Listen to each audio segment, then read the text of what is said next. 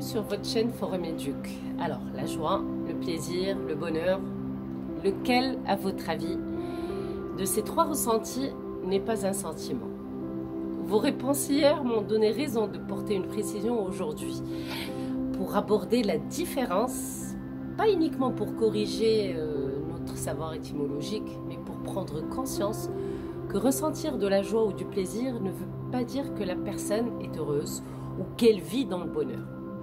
En effet, le plaisir, vous savez, est une émotion liée à la satisfaction d'un besoin, d'un désir. On peut même la programmer, par exemple, je vais me faire plaisir en m'offrant ce bijou. Ou alors, je vais prendre du plaisir en mangeant une glace au bord de la terrasse face à la mer. Ou je peux même décider de programmer un moment de plaisir dans mon agenda et je me dis, bah tiens, ce week-end, je me réserve un spa dans un hôtel pour mon bien-être, pour me reposer, pour déstresser. Voilà, donc on décide de se faire plaisir, c'est-à-dire qu'on décide d'apporter un peu de plaisir dans son existence. La joie, comme le plaisir, est une émotion, mais beaucoup plus intense, beaucoup plus profonde. Elle est puissante.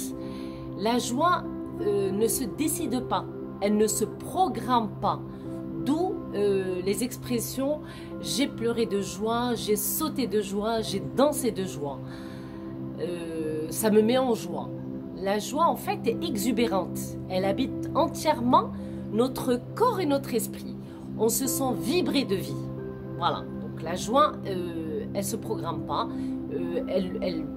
On la ressent, on la vit entièrement.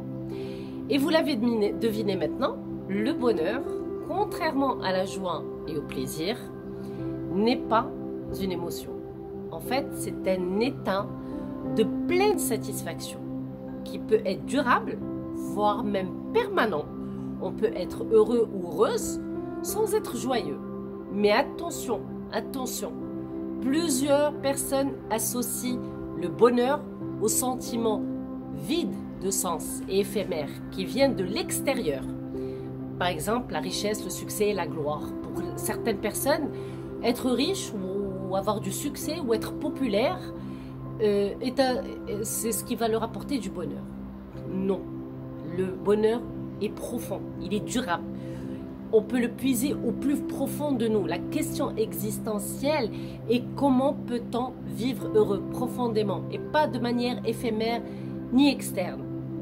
Oui, si on apprend à faire la paix avec son passé, à programmer son avenir en mode Shinkansen tout en vivant pleinement son présent comme nous l'avons déjà vu dans les précédentes vidéos, au lieu de vivre dans les quand je serai à la retraite, quand je serai en vacances, quand le week-end va arriver et on se programme des projets en les repoussant à chaque fois, en procrastinant tous nos désirs. Il faut bannir cette façon de réfléchir, définitivement, car rien ne vous donne l'assurance de ressentir du bonheur une fois que vous ayez atteint vos objectifs. Et surtout, rien ne va vous assurer de vivre jusqu'à la date que vous vous seriez fixé. Je vous souhaite une longue vie, mais vaut mieux vivre maintenant ce que le présent vous offre pour arriver heureusement dans votre avenir. S'il vous plaît, vivez maintenant, n'attendez plus demain. Sur ce, je vous souhaite une bonne fin de semaine et on se retrouve la fois prochaine. Big bisous.